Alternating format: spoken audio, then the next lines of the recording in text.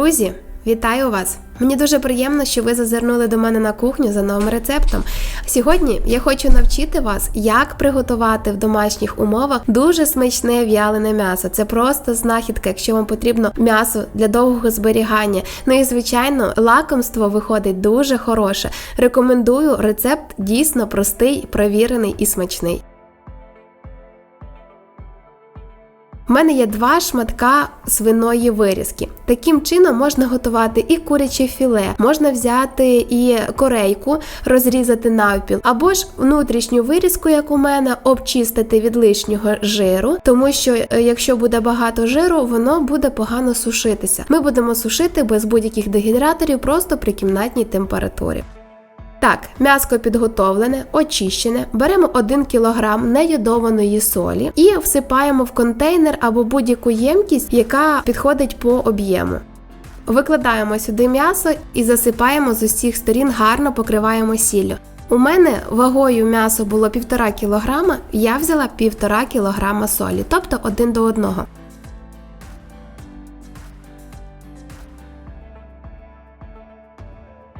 У мене гарно закривається контейнер, ми відправляємо його в холодильник на 3 доби. Але ви можете час від часу виймати і дивитися, якщо м'ясо пускає багато вологи, лишню воду зливати. Так як у нас вологі багато не було, я вам скажу чесно, ми відправили м'ясо в холодильник і через 3 доби вийняли. Тобто ми до його не торкалися. Але ви бачите, воно відразу вже всохлося, втратило свою вологу.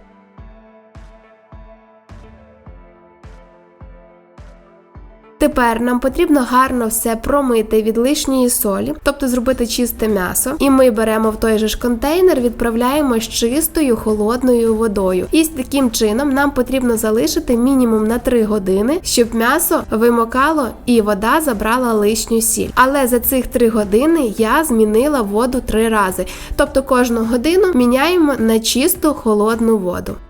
Коли минуло 3 години, паперовим рушничком просушуємо м'ясо і змішуємо спеції. Мелитий сушений чесник і трішки аджики. Звичайно, спеції додавайте по своєму смаку. Для нас же це асорті, яке ми зробили, підходить найкраще, тому що ми робили не одноразово, але саме ці спеції підходять для такого м'яска ідеально. Гарно натираємо спеціями з усіх сторін.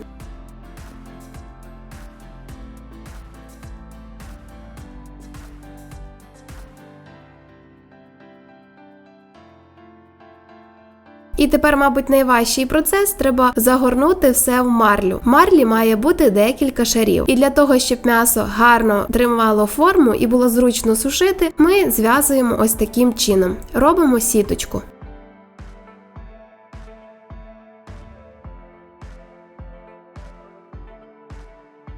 Тепер робимо ось таким чином, для того, щоб можна було підвісити м'ясо.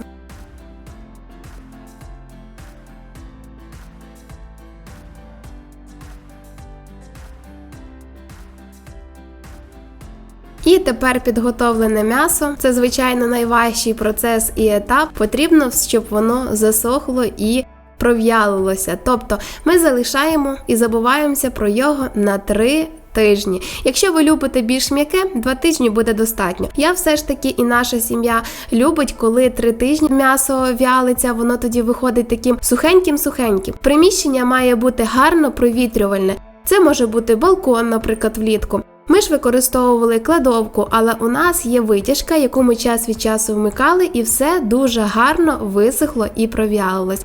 М'яско, звичайно, виходить неймовірним.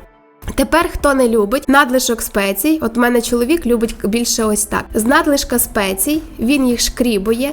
І подивіться, в результаті з 1,5 кг свіжого м'яса нас вийшло майже 800 грамів в'яленого, якісного, домашнього і натурального м'яса. Ми знаємо, що це м'яско без будь-яких консервантів, без хімікатів. Смачне, корисне, готується просто. Звичайно, можна зробити і більшу порцію і смакувати. Зберігаємо ми це все в пергаменті, зберігається гарно, довго, закручуємо в пергамент, холодильник, але я впевнена, що довго у вас таке м'яско зберігатися не буде.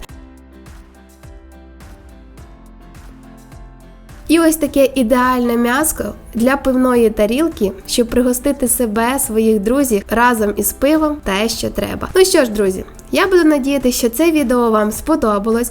Якщо так, підписуйтесь на мій канал, не забувайте натиснути на дзвіночок, щоб отримувати сповіщення про нові відеорецепти.